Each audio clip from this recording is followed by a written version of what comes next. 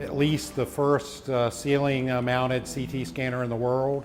We're excited about the future in terms of technology and what we'll be able to do with our partners, with the table design and with intraoperative image guidance. I think there'll be lots of opportunities of the future, some of which we can't even conceive of today. The advantage is it'll give us anatomic detail that we can use intraoperatively to place screws and rods in the spine. We'll be able to real-time evaluate the adequacy of the decompression we've done, taking pressure off of the spinal cord or nerve roots, and to see whether we've adequately decompressed it prior to closing the patient up. Most of the imaging modalities currently are not CT-based. They're called cone-based C-arms, and the amount of radiation dosage is much greater. This scanner that we have here is a 64 slice scanner, so we could scan from the base of the skull all the way down to the sacrum in a matter of 30 seconds, so it's much quicker. Spine surgery has changed, as has orthopedic surgery, and as we're doing more and more minimally invasive procedures, then one of the issues is you need more radiation for that, you need more fluoro time.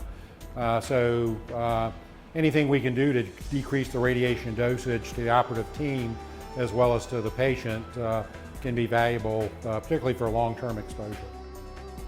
We initiated the project with our spine surgeons as our key stakeholders and our radiology team, but a lot of the surgeons have been interested in other types of opportunities in using the iCT suites. There are other types of procedures too that could be done in these rooms, but one of the key factors here is that although we anticipate this technology being key in the types of procedures in these rooms, these ORs are also built in a way that they can be used as a traditional OR suite if necessary. So it gives the hospital great flexibility in being able to shift from one environment to another very quickly. So having a ceiling-mounted system, that was actually one of the guiding principles that our design team looked at early on. We were worried about things being on the floor, and we were worried with conflict of equipment and cores being on the floor. So our goal was to get as much off the floor as possible. We wanted to be able to do that from a safety perspective, but also to be able to clean the environment really well and easily between cases. So having the ceiling-mounted system is something that we perceive would be better for our hospital. We're really excited about having the Imris interventional CT scanner. The intraoperative nature of it allows us to actively image patients who are in the operating room.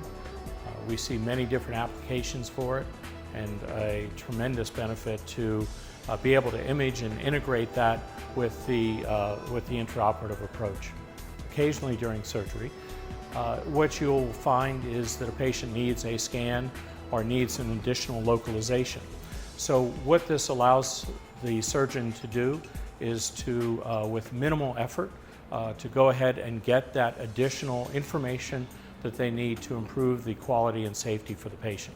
Almost every system at this point is fluoroscopy based, and so you don't develop the ability to see some of the soft tissues and being able to really get a dramatic view in 3 dimensions of that particular bone structure or soft tissue structure.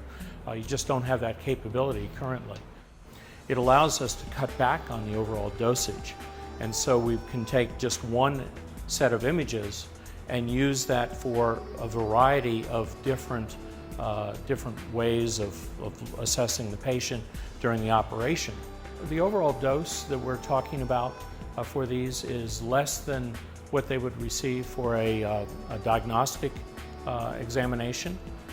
Again, future possibilities with something like this might be for things other than orthopedics and neurosurgery. So it could be general trauma. If you had a level 1 trauma patient that's really sick, you need to get them to the emergency or up to the operating room immediately versus stopping down in radiology. So it has a lot of flexibility. It has the ability to do IV injections even, and potentially has the ability to do intraoperative CT fluoro where we could actually do biopsies under CT guidance.